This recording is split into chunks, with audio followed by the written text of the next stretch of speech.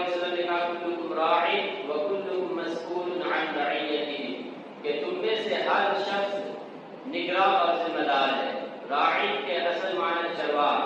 اور چرواہ جو ہوتا ہے وہ اپنے جانوروں کا ذمہ دار اور نگراں ہوتا ہے۔ اگر جانور کہیں گم ہو گیا تو مالک اس سے حساب لے گا۔ ایسے ہی اللہ تعالیٰ نے ہر انسان کو اس کے ماتحتوں کے لیے نگراں اور ذمہ دار بنایا ہے کہ وہ اپنے ماتحتوں کے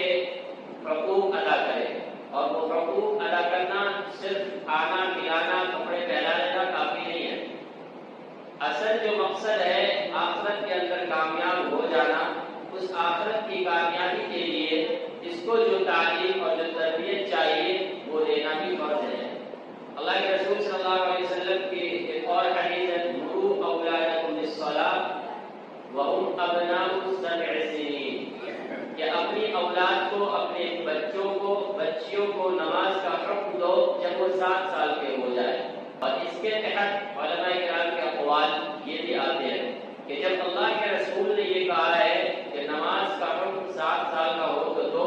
اس کا مطلب یہ ہے کہ دین کی تمام کو بنیادی اور ضروری تعلیم کا آغاز یہی سے شروع کر دو۔ 7 سال کا ہو گیا اور ہمیں اس بات کی فکر نہیں ہے کہ یہ نماز پڑھ رہا ہے نہیں پڑھ رہا ہے، یا اپنے بڑوں سے ادب سے بات کر رہا ہے یا نہیں کر رہا ہے، جھوٹ اور سچ میں تمیز کر رہا ہے کہ نہیں کر رہا ہے، امانت، خیانت، وفاداری،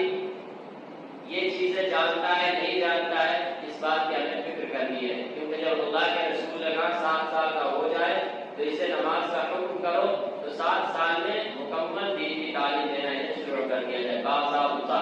اس سے پہلے جو تعلیم دینا ہے، جو کچھ سکھانا ہے، گھر کے ماحول میں سکھائے جائے۔ انہیں اٹھنا بیٹھنا، نہانا دھلنا، کپڑے پہننا اور اللہ رسول کے نام دعائیں، یہ جو چیزیں زبانی طور پر یاد کرائے، منع نہیں کیا کہ اس سے پہلے سکھانا نہیں ہے، اس سے پہلے سکھایا جائے۔ لیکن 7 سال کا ہو گیا اب تک کچھ نہیں آیا تو اس کو آپ باضابطہ مکتب میں لگاؤ، مدرسے میں لگاؤ، کسی حافظ کی، کسی مولوی صاحب کے پاس، جیسی ضرورت ہو